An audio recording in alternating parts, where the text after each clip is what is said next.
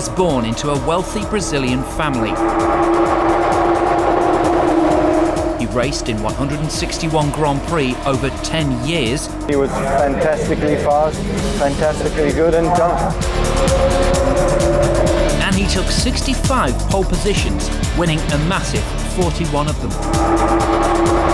Incredibly determined and skillful driver, and really an extraordinary driver, and an extraordinary person. Charismatic, single-minded and totally focused. This man was the idol for millions of Formula One fans. Senna was gifted. One of the greatest drivers of his time, I think. With uncompromising concentration and sheer daring, Senna produced astonishing performances, taking the championship again and again, making him the youngest man to ever win 3 world titles.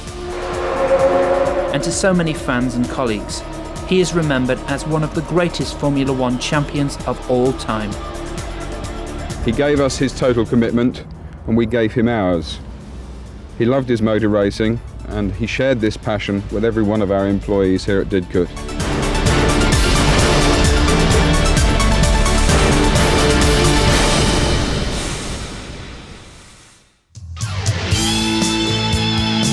Ayrton Senna grew up in Sao Paulo, Brazil. At school, he excelled in gymnastics, art and chemistry, but found mathematics, physics and English a little too difficult. The son of a wealthy Brazilian landowner, he developed an interest in motor racing at an early age and entered the Brazilian karting competition at the age of 13. By 1977, he had won the South American Kart Championship. He then contested the Karting World Championship on several occasions, finishing second in 1979 and 1980. In 1981, he moved to England with his wife Lillian and began racing single-seaters in Europe, winning the British Formula Ford 1600 Championship. And he was soon champion in the 1982 British and European Formula Ford 2000 series. Speaking personally about racing drivers, I've always admired drivers who are upfront about what they do and just give 101% all of the time they're in a racing car. We've been fortunate enough to have several like that. With convincing F3 wins under his belt, Ayrton Senna had attracted the attention of F1 teams, Williams, McLaren, Brabham and Toleman, all of whom he tested for. Fellow Brazilian Nelson Piquet opposed him joining Brabham, and of the remaining 3, only Toleman offered him a race seat for 1984. The Toleman team had been founded by businessman and motorsport enthusiast Ted Toleman in the 1970s. With the introduction of Senna to the team, the Toleman results sheet was to record their best achievements ever. Although Lotus had the 2 fastest test times after 5 punishing days in heatwave conditions in Rio de Janeiro, it was Ayrton Senna of Brazil who most had their eyes on as he showed impressive performance in his debut as Formula One driver, finishing 7th in his Toleman heart. In the second round of the year, the South African Grand Prix, Senna scored his first World Championship point, coming across the line in 6th place.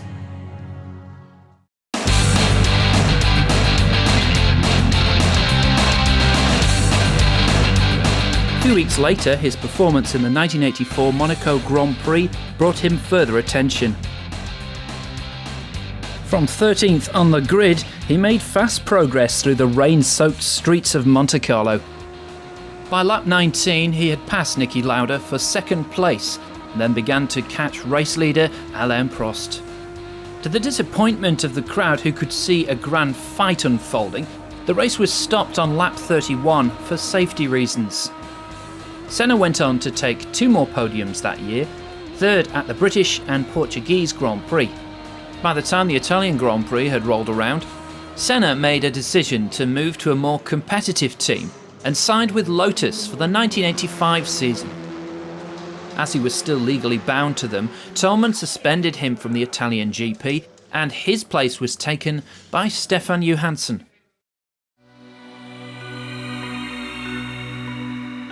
Under the guidance and enthusiasm of Colin Chapman, Lotus sports cars progressed through the motor racing formulae of the 1950s.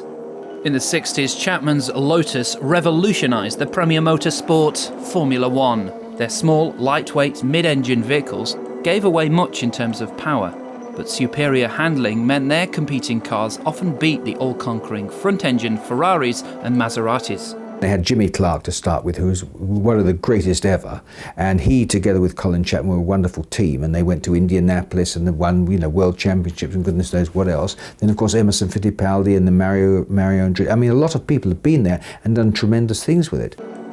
Eventually, Team Lotus came to appear as though they could win whenever they pleased. It was exactly this reputation that no doubt attracted Ayrton Senna to Lotus at the end of '84.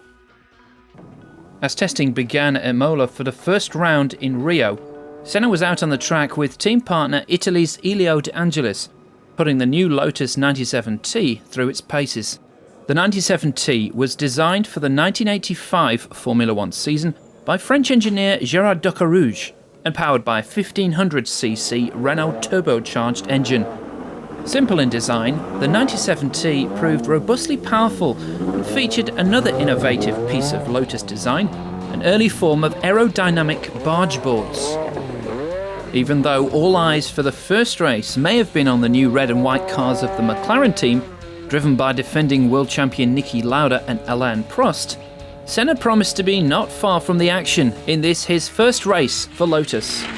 Despite qualifying for his first ever pole position, the season opener finished in disappointment when an electrical problem forced the Brazilian to retire. Not to be set back, Senna triumphed at the second round in Portugal, where he notched up his first Grand Prix victory, winning from pole position in heavy rain after Prost in second place span off into a wall. Senna added a second victory, also in the wet, in the Belgian Grand Prix, and wrapped up his first year with Lotus fourth in the World Championship with 38 points and a total of 2 wins, 2 seconds and 2 thirds, despite a year that was plagued by reliability and retirement.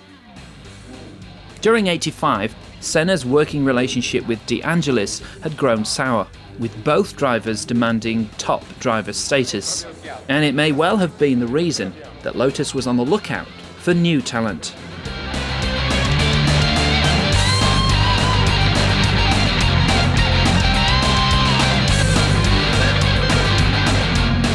When the final major testing session took place in the hot, dusty conditions of Rio de Janeiro, it probably came as no surprise that hometown boy Ayrton Senna was the fastest of all the drivers.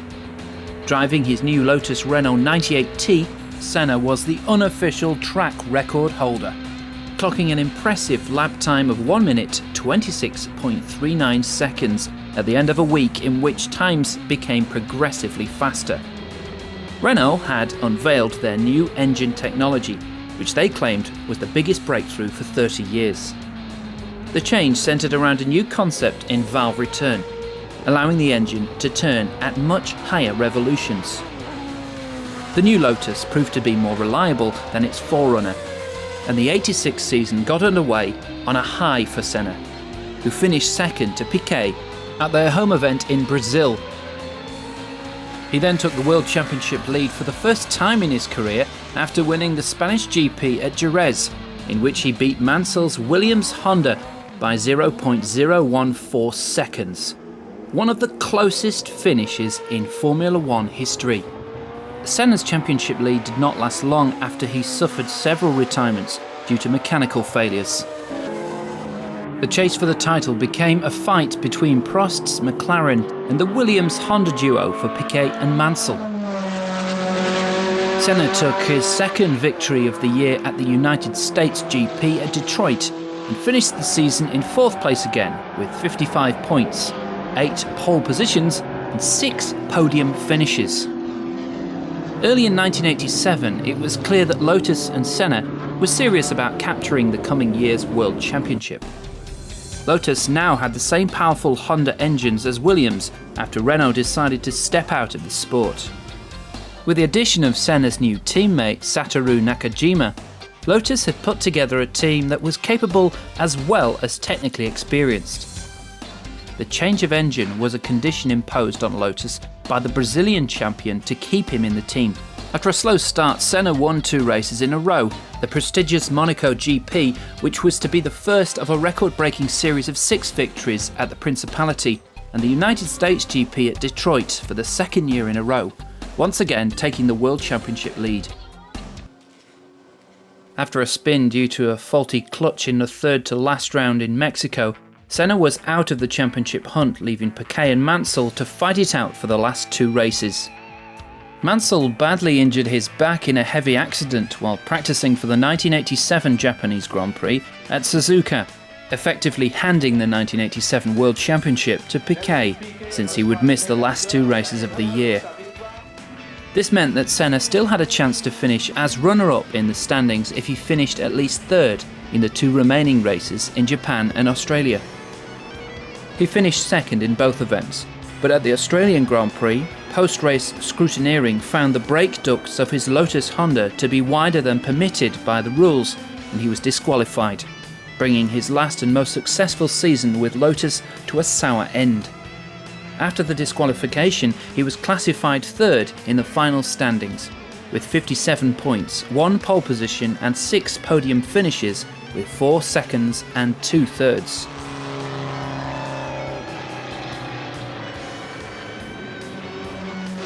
This season marked a turning point in Senna's career, as throughout the year he had built up a deep relationship with Honda, a relationship which would pay big dividends. For Ayrton was heading for McLaren, who had secured Williams' supply of Honda V8 turbo engines for 1988. Honda for me is a big name. Honda, it's been the past of my friend Ayrton Senna. He used to tell me a lot about Honda.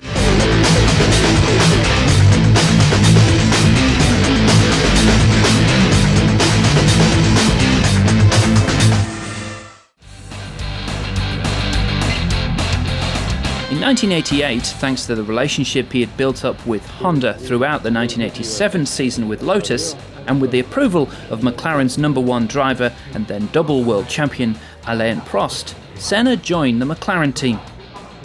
The foundation for a fierce competition between Senna and Prost was laid, culminating in a number of dramatic race incidents between the two.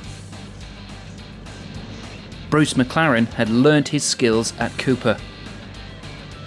Following Jack Brabham's example, McLaren set up his own team to first build sports cars and then Grand Prix races. This cramped factory in Woking was the genesis of today's massive McLaren empire. The British racing industry progressed in the 1960s for a number of reasons. One was the proliferation of teams in the UK and the influx of Commonwealth drivers and mechanics who were prepared to work all hours of the day and night. As the UK aerospace industry was wound back, talented designers and technicians became available and were drawn to motor racing. After losing the previous 2 constructors' titles to Williams in 1986 and 1987, McLaren was able to convince Honda to switch its backing from Williams, starting in 1988. The McLaren Honda MP44 won an amazing 15 of 16 races that year, and leading all but 27 laps, achieving a staggering and unbeaten record to this date. At the 1988 Portuguese Grand Prix, Prost got away slightly faster than Senna at the start, but the Brazilian dived into the first corner ahead. Prost responded and went to pass Senna at the end of the first lap. Senna swerved to block Prost, forcing the Frenchman nearly to run into the pit wall at 180 miles per hour. Prost kept his foot down and soon edged Senna into the first corner and started pulling away fast. Though Prost was angered at Senna's manoeuvre, the Brazilian got away with a warning from the FIA. The pair won 15 of 16 races in the dominant McLaren MP44 in 1988, with Senna coming out on top, winning his first Formula One World Championship title. For the new world champion and McLaren, 1989 was the first year when naturally aspirated engines were compulsory for the first time since the 1977 season, after the banning of turbocharged units at the end of '88. Honda had built a 3.5 V10 engine, developed throughout the most of the latter half of 1988.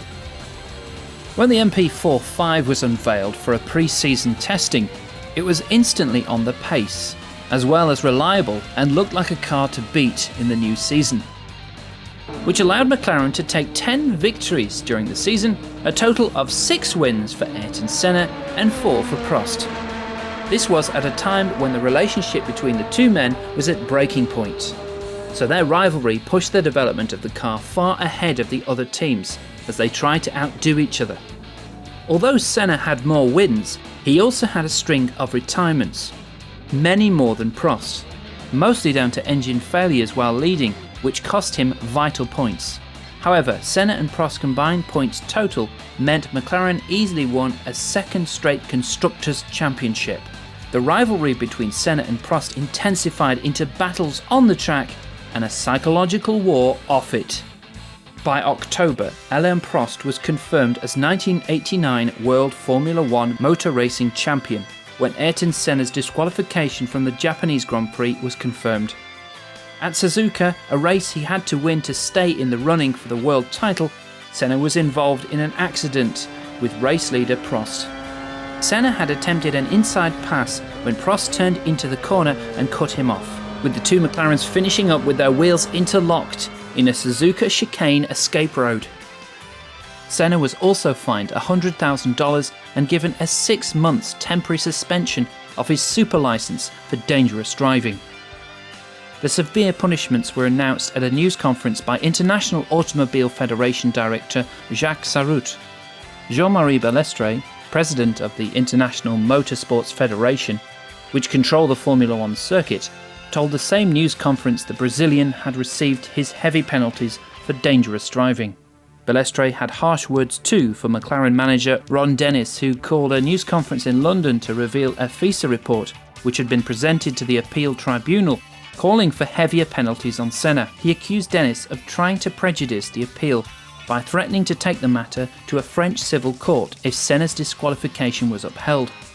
He said McLaren risked suspension from the World Championship if they pursued the action. In Australia for the last round, Alain Prost launched an outspoken attack on Senna, claiming the Brazilian was a danger to the other racers because his faith in God made him believe he was indestructible. Not taking the criticism lightly, Senna in a television interview vowed to continue the fight. "It's a question of justice," he said. "What happened in Suzuka and now Paris is totally unfair. It is a totally unacceptable situation." A few weeks later, Alain Prost was test driving his new Ferrari for the first time at the team's circuit in Fiorano, Italy. McLaren had agreed to release Prost early instead of holding him to his contract for the rest of the year. In 1990 and 1991, Senna, now joined at McLaren by Gerhard Berger, won back-to-back titles while being involved in fierce battles with Prost and Nigel Mansell. Eventually, the loss of Honda power and the rise of Renault would bring about the decline of McLaren. By June, the World Formula One manufacturing leaders were testing a new V12 engine at the Silverstone Raceway in the United Kingdom.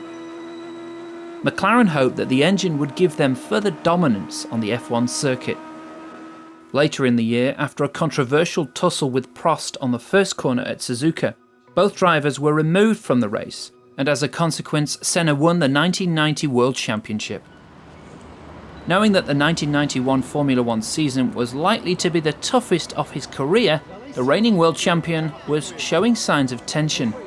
At his first test session of the year in Portugal, Senna had criticised the Honda engineers who were developing his McLaren team's new V12 engine for falling behind schedule. His open attack was modified later in the week with appeasing statements from McLaren and Honda, but the words had established a certain standard, showing the high principles Senna had set in his singular pursuit of motor racing glory.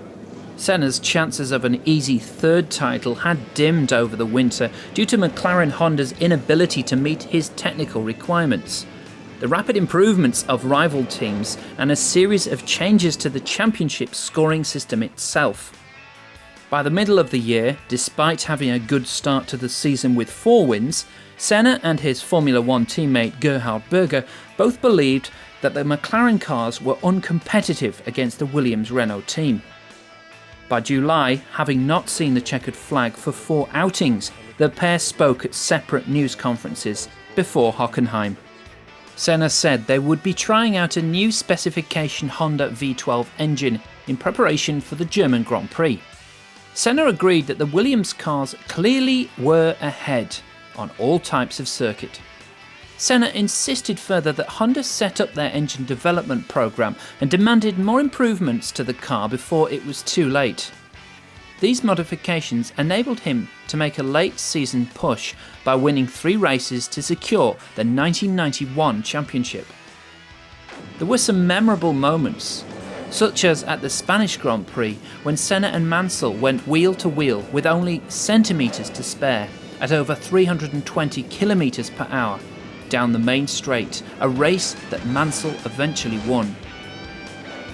In 1992, Senna's absolute determination to win manifested itself in dismay at McLaren's inability to challenge Williams' all-conquering FW14B car.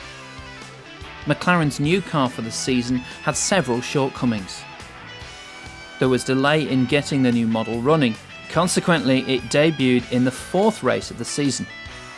In addition to lacking active suspension, the new car suffered from reliability issues and was unpredictable in fast corners, whilst its Honda V12 engine was no longer the most powerful on the circuit. And while Ferrari's Formula One team unveiled their car for the 1992 season at their test track in Maranello, Italy, the McLaren team were testing at the Silverstone circuit in England. Senna went on to score wins at Monaco, Hungary and Italy that year, but finished a substandard 4th overall in the championship, behind the Mansell-Patrese pair from Williams and Benetton's rising star, Michael Schumacher. A persistent rumour in Formula One was that McLaren would soon lose the support of Japanese engineer maker Honda. McLaren boss Ron Dennis told reporters, "We have a partner in Honda and it could well be that partnership is extended."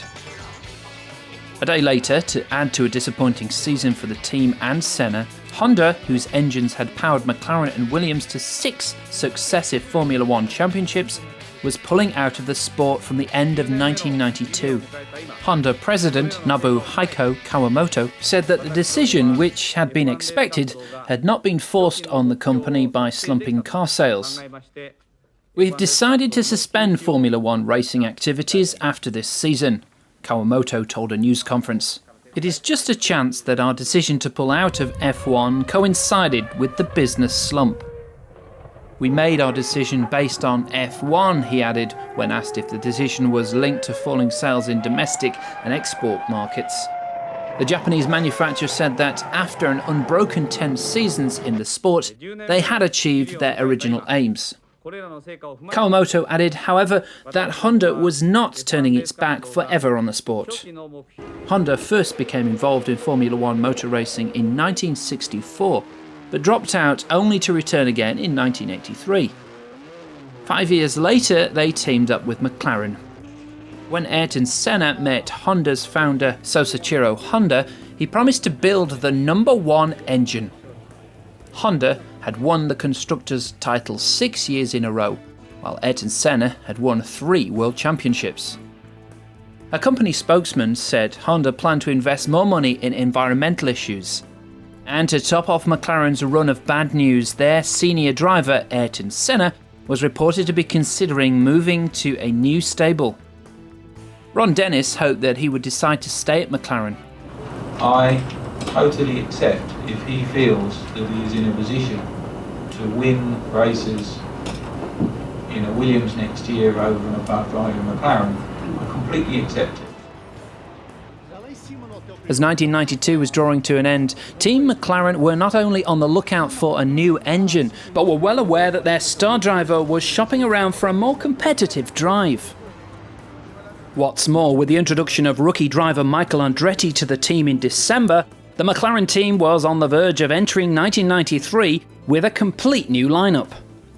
Experts had rated the 30-year-old American IndyCar champion an excellent driver, who might just be able to challenge Senna for speed if the Brazilian decided to stay with McLaren after his miserable 1992 season.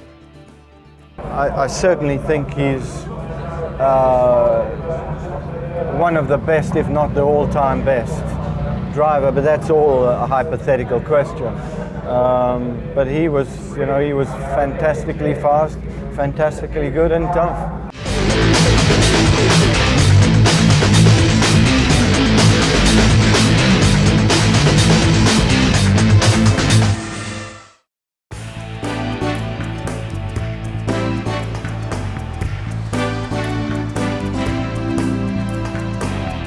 By October, the 3 times world champion was confirmed as the new driver for Williams-Renault Formula One team.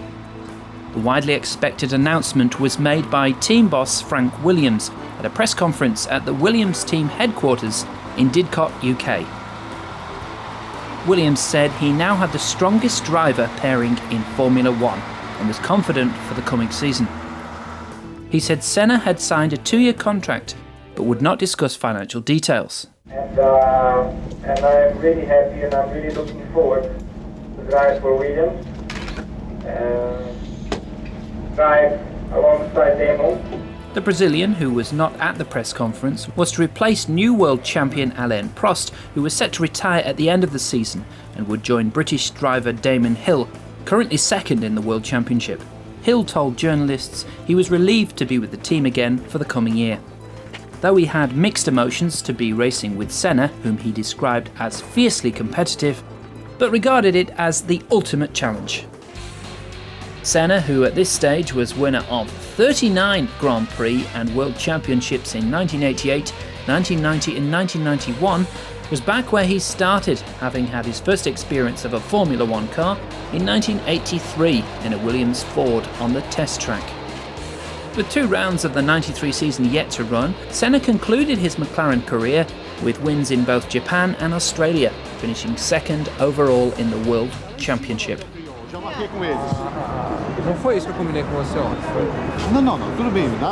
Before the year was over, Senna received a 2-race suspended ban for striking Irish driver Eddie Irvine. International Automobile Federation President Max Mosley announced the ban at a news conference. Having regard to his very positive attitude and to the fact that there was a high degree of provocation, this sentence is suspended for 6 months. Senna had punched Jordan driver Irvine in the face after the Japanese Grand Prix at Suzuka, angry at the way the Irishman had hindered him in the latter part of the race. FIA's World Council held a 3-hour hearing in Paris, at which both Senna and Irvine gave evidence. The World Council felt that Eddie Irvine's attitude, as it emerged from the tape and from the transcript of the conversation in the Jordan motorhome, was provocative and difficult, and that he should have adopted a different attitude, notwithstanding the fact that Senna opened the discussion in a fairly heated way. And the World Council made this very clear to Irvine. If Senna did not misbehave in the next 6 months, the matter would be over. Williams had won the 2 previous World Championships with vastly superior cars, and Senna was a natural and presumptive pre-season title favourite, with second-year driver Damon Hill intended to play the supporting role. I'm looking forward. We have quite a few tests planned before the beginning of the race season, and I'm looking forward very much. Between them, Prost, Senna and Hill had won all but 1 race in 1993. Benetton's Michael Schumacher had won the remaining event. Pre-season testing showed that the Williams car had speed, but it was difficult to drive. The FIA had banned electronic driver aids, such as active suspension, traction control and ABS, to make the sport more human. In February, the Williams car, which was to defend the 1994 Formula One World Championship, was unveiled for the first time at the team's Didcot headquarters. The Williams-Renault FW16 then moved to Silverstone, where Ayrton Senna, the team's new driver, took the wheel for the car's first laps around the British Grand Prix circuit.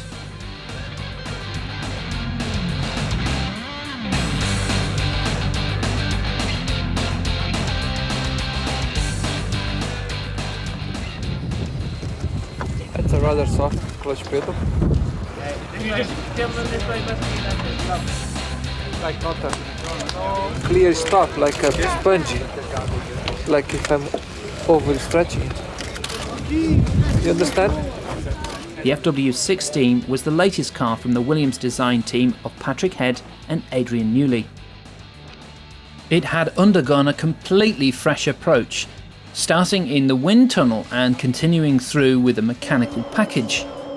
Needing to comply with new regulations, it had a narrower chassis than its predecessor, the FW15, with front suspension redesigned to suit passive regulations, and the fuel tank redesigned for fueling.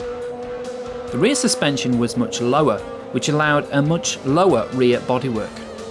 This was combined with an anhedral lower wing. The Williams was not a well-handling car at the start of 1994, as observed by other F1 drivers, having been seen to be very loose at the rear. Senna himself had made numerous, though politically careful, comments that the Williams FW16 had some quirks which needed to be ironed out. It was obvious that the F16, after the regulation changes banning active suspension and traction control, exhibited none of the superiority of the FW15C and FW14B cars that had preceded it. The surprise of testing was the Schumacher-Benetton combination, whose car was more nimble than the Williams, although less powerful. The first race of the season was in Brazil, where Senna took pole. In the race, Senna took an early lead, but Schumacher's Benetton was never far behind. Schumacher took the race lead for good after passing Senna in the pits. Senna refused to settle for second. While trying for a win, he pushed too hard and spun the car, stalling it and retiring from the race. The second race was the Pacific Grand Prix at Ada, where Senna again placed the car on pole. However, he was hit from behind in the first corner by Mika Häkkinen, and his race came to a definitive end when a Ferrari driven by Nicola Larini also crashed into his Williams. Hill finished second while Schumacher took victory again. It was Senna's worst start to an F1 season, failing to finish or score points in the first two races, despite taking pole both times. Schumacher was leading Senna in the Drivers' Championship by 20 points. Luca de Montemazzolo is quoted as saying that Senna came to him the Tuesday before the Imola race and praised Ferrari for the battle against electronics in F1. Senna also told Montezemolo that he would like to end his career with Ferrari. At the third race of the season, the San Marino Grand Prix at Imola, Senna declared that this was where his season would start, with 14 races as opposed to 16 in which to win the title. Senna again placed the car on pole, but he was particularly upset by two events. On Friday, during the afternoon qualifying session, Senna's protégé, the then Formula One newcomer Rubens Barrichello, was involved in a serious accident that prevented him from competing in the race. The next day, the Austrian driver Roland Ratzenberger was killed in a practice accident. Senna spent the morning meeting fellow drivers, determined after Ratzenberger's accident to take on a new responsibility to recreate a drivers' safety group, i.e. Grand Prix Drivers Association, to increase safety in Formula One. As the most senior driver, he offered to take the role of leader in this effort. Senna and the other drivers all opted to start the Grand Prix, but the race was interrupted by a huge accident at the start line. A safety car was deployed and the drivers followed it for several laps. On the restart, Senna immediately set a quick pace, with the third quickest lap of the race, followed by Schumacher. As Senna entered the high-speed Tamburello, the car left the track, hitting the concrete retaining wall at around 135 miles per hour.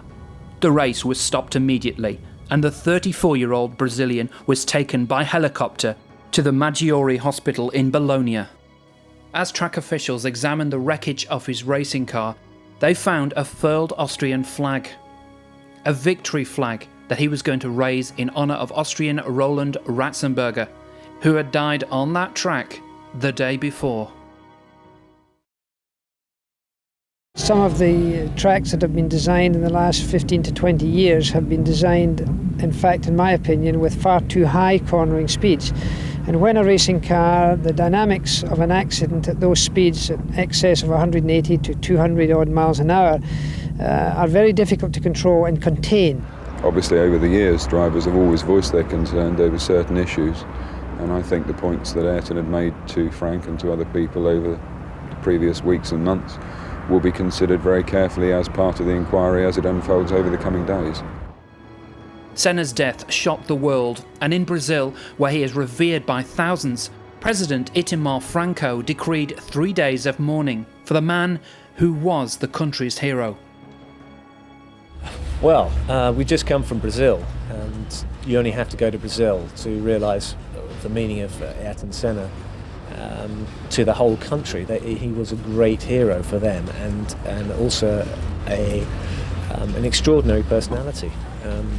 And I only had a very short time as his teammate and a short time to get to know him, and I wouldn't say I ever got to know him close enough to really say what he was really like, but incredibly determined and skillful driver, and really an extraordinary driver and an extraordinary person. It's not, you can't really discuss it here. You need a whole hour. Senna's death was considered by many of his Brazilian fans to be a national tragedy.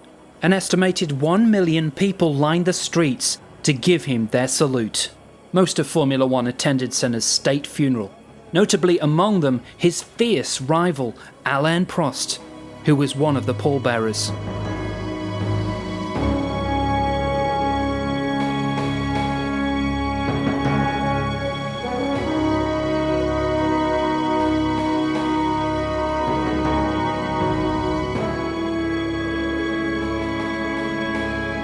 People just coming here, this is where the team's home is, and there's a lot of people coming in, ringing in and saying, we can't believe it. I think that's really the situation we're in. It's a little bit of helplessness, I suppose. You wish you could do something, but you can't. One of the greatest drivers of his time, really, of his generation. Senna was gifted.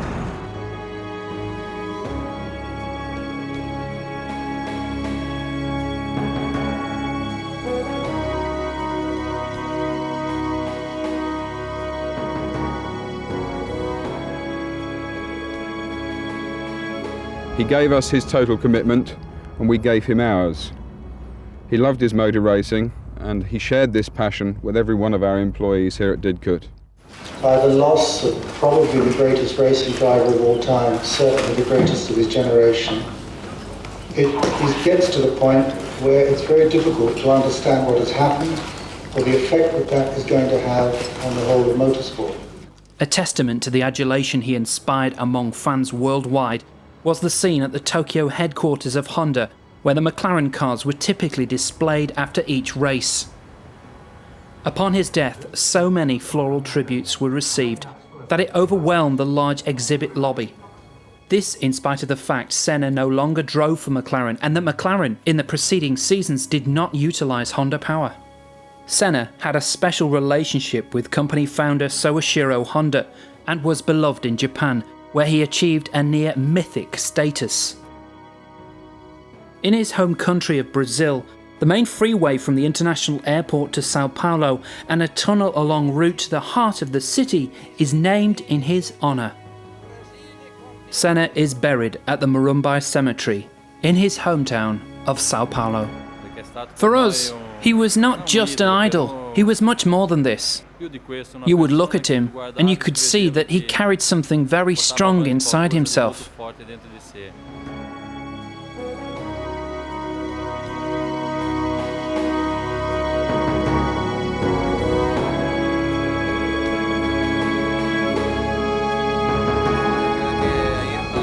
I believe that Ayrton, for us, is still an important symbol. I think his story and his way of being and his values have remained extremely present. It's 10 years since his death. I think it's important to pay homage in order to remember everything he gave us.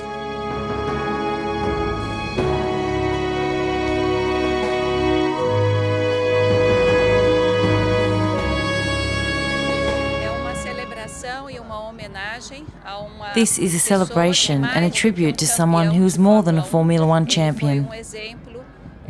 He was an example of determination, desire, perseverance that made him a winner inside and outside the track.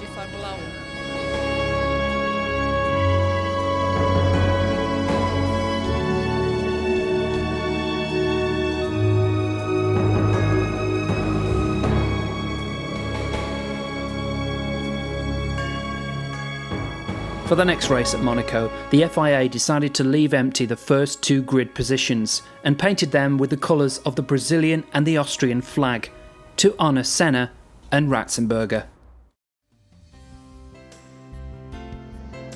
Starkly contrasting to Senna's intense and unyielding will to win on the track, his exploits off it were humane and compassionate. He was renowned for his close relationship with Gerhard Berger, and the two were always playing practical jokes on each other. Senna's career included 3 wins at Imola's Autodromo Enzo e Dino Ferrari in 1988, 1989 and 1991. He first became Formula One world champion in 1988 when he won 8 of the 16 races, a record for one season driving with McLaren. Senna took the championship again in 1990 and 1991, making him the youngest man to win 3 world titles. By the end of his first year, when he had switched from McLaren to Williams, Senna had won 41 Grand Prix from 161 starts. And to many fans and colleagues, he is remembered as one of the greatest Formula One champions of all time.